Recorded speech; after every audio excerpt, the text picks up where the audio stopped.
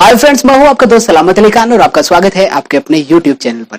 आज इस वीडियो में हम डिस्कस करने जा रहे हैं थॉमस हार्डी का नोवेल द मेयर ऑफ कैस्टरब्री। अब शुरू होता है चैप्टर फर्स्ट। इस नोवेल का प्रारंभ होता है 19वीं शताब्दी के तीसरे दशक में। सितंबर का महीना है और ये जो दिन है वो है 15 सितंबर। समर सीजन का वक्त चल रहा है, शाम का वक्त है। एक यंग मैन जिसका नाम माइकल हेंचार्ड है, वो अपनी पत्नी सुसन हेंचार्ड और एक छोटी बच्ची जिसको उसकी वाइफ ने गोद में उठा रखा है जिसका नाम एलिजाबेथ जेन है, वेडन प्रायर्स गांव की तरफ पैदल बढ़ रहे हैं। यहाँ पर वे हिल का फेमस मेला लगता है जिसका मेन पर्पज होता है भेड़ों की बिक्री। इस यंग मैन ने एक राउंडेड जो बास्केट है वो उठा रखी है जिसके अंतर्गत उसने अपने छोटे बड़े औजार रख रखे हैं। मोस्टली इसके अंतर्गत है नाइफ और एक फिम्बल है। इन औजारों का उपयोग घास को गोल राउंडेड फिगर में बांधने के लिए किया जाता है। हेंचार्ड जो है वो अपनी पत्नी और अपनी बच्ची के साथ इस मेले की तरफ बढ़ रहा है। वहाँ पर उसे कुछ बाड़े दिखाई देते हैं जहाँ पर बहुत सारे घोड़े और भेड़ें खड़ी हैं। इनको बिक्री के लिए लाया गया है। पास में रिफ्रेशमेंट के लिए दो टेंट लगे हुए थे। एक टेंट जो था वो थोड़ा नया था, सफ़ेद कलर के कैनवास से वो बना हुआ था और ऊपर रेड कलर का एक फ्लैग टंगा हुआ था और एक कार्ड टंगा हुआ था जिस जो टेंट के अंतर्गत दी जाने वाली सामग्री की तरफ इशारा कर रहा था कि यहाँ पर हर प्रकार की बियर मिलती है। दूसरा टेंट जो था वो थोड़ा कम नया था।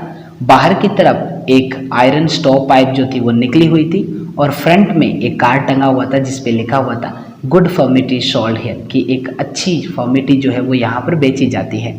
हेंचार्ड जो है वो पहले टेंट में घुसना चाहता था जहाँ पर कई प्रकार की बियर थी, लेकिन उसकी पत्नी ने इनकार किया। उसने कहा कि मुझे हमेशा फॉर्मिटी पसंद है और एलिजाबेथ जेन को भी है, उम्मीद है तुम्हें भी होगी क्योंकि इतनी लंबी थकान के बाद फॉर्मिटी जो है वो हमें राहत प्रदान करेगी। हेंचार्ड ने कहा कि उसने कभी भी फॉर्मिटी को टेस्ट नहीं किया है, लेकिन आखिरकार उसे अपनी पत्नी से सहमत होना पड़ता है और वो दूसरे टेंट के अंतर्गत आ जाते हैं। यहाँ पर जो हॉस्टेस है वो है एक फॉर्मिटी वूमन जिसका नाम बाद में मेंशन किया जाता है मिसेस गुड इनफ है। लगभग 50 साल की एक बूढ़ी औरत है। एप्रन पहन रखा है सफ़ेद कलर का और जो है वो इधर उधर फैल रहा है। पूरी रिस्पेक्टेबिलिटी के साथ वो काम कर रही है। सभी को वो फॉर्मिटी ऑफर कर रही है और ये फॉर्मिटी जो है वो कई प्रकार के अनाज के मिक्सचर से बनी होती है। इसके अंतर्गत आटा, अनाज, दूध, किशमिश, ड्राई फ्रूट्स वगैरह इसमें डाले जाते हैं। हेंचार्ड और उसकी पत्नी ने उसे ऑर्डर दिया कि एक जो बॉल है वो उनके लिए भी उस मिक्सचर का पेश किया जाए। हेंचार्ड ने उस फॉर्मिटी वूमेन को अपनी पत्नी से बचकर हल्की सी आंख मारकर इशारा किया कि उसके लिए स्पेशली उसके प्याले में कुछ और भी ज़्यादा बढ़िया सामग्री डाल दी जाए और वो इस इशारे को समझ गई और उस फॉर्मिटी वूमेन ने उस प्याले के अंतर्गत थोड़ी सी रम भी मिला दी। हेंचार्ड ने वो बॉल ख़त्म किया और दूसरे बॉल का ऑर्डर किया। धीरे धीरे रम का जो प्रभाव था वो उसके व्यवहार में झलकने लगा। सुसन को बड़ी फिक्र थी। वो कहती है कि माइकल, हमारे ठहरने का क्या होगा, रात बढ़ रही है और हमें कोई जगह रुकने के लिए नहीं मिलेगी। इसी टेंट में बगल में कुछ लोग बैठे हुए थे जो एक टॉपिक डिस्कस कर रहे थे जिसकी मेन थीम थी इल मैच्ड कपल्स। ऐसे कपल जो एक दूसरे से बिल्कुल जुदा थे और किस प्रकार से वाइफ जो है वो अपने पति का कैरियर बर्बाद कर देती है, इस विषय पर उनकी चर्चा चल रही थी। उनकी मेन थीम थी कि किस प्रकार से एक जो प्रॉमिसिंग यूथ होता है जिसके कई प्रकार के सपने ख्वाब होते हैं, लेकिन अर्ली मैरिज करने से उसके सारे ख्वाब जो है वो धूमिल हो जाते हैं। हेंचार्ड ने भी अब बड़बड़ाना शुरू किया क्योंकि अब रम का असर जो है उसके व्यवहार में झलकने लगा है। वो बड़बड़ा रहा है कि मेरी शादी भी 18 साल की उम्र में हो गई। वाकई में एक बड़ा मूर्ख था जिसका परिणाम ये है।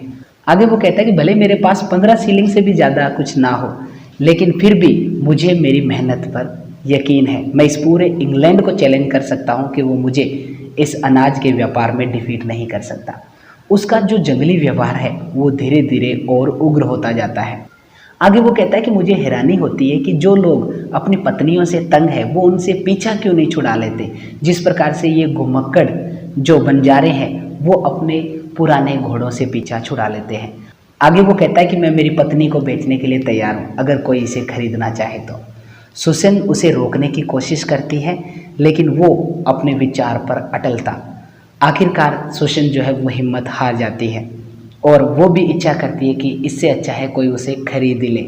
वहाँ पर लोग जो है वो बोली लगाते हैं 2 गिनी, 3 गिनी, 4 गिनी, लेकिन हेंचार्ड चाहता है कि कम से कम कोई 5 गिनीज की बोली लगाई। उसी टेंट में एक नाविक था जिसका नाम न्यूशन था। थोड़ी देर पहले ही वो उस टेंट में आया था वो बोली लगाता है 5 गिनीज। टेबल पर जो क्लॉथ बिछा हुआ था वहाँ पर उसने 5 गिनीज डाल दिए।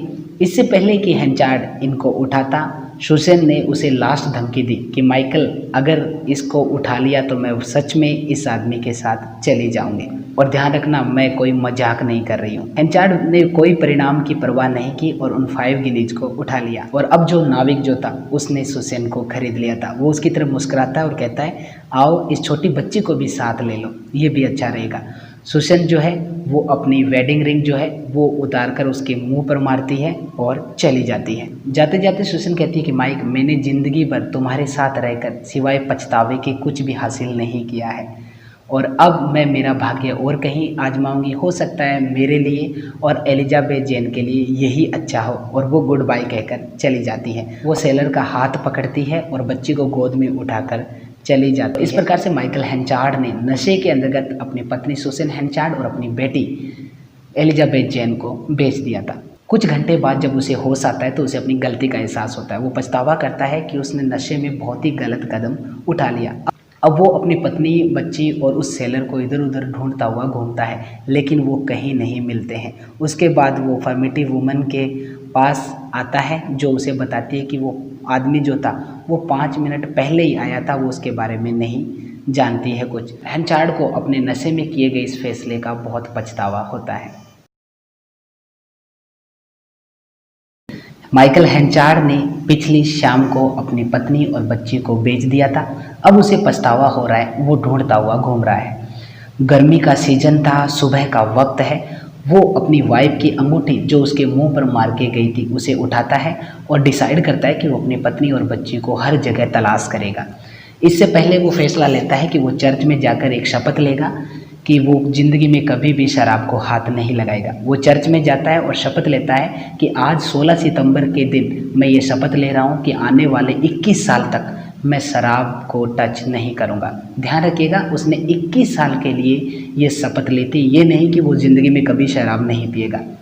आगे वो कहता है कि अगर मैं मेरी कसम तोड़ता हूँ तो भगवान मुझे गूंगा बहरा कुछ भी बना दे। पत्नी और बच्ची की तलाश करता है।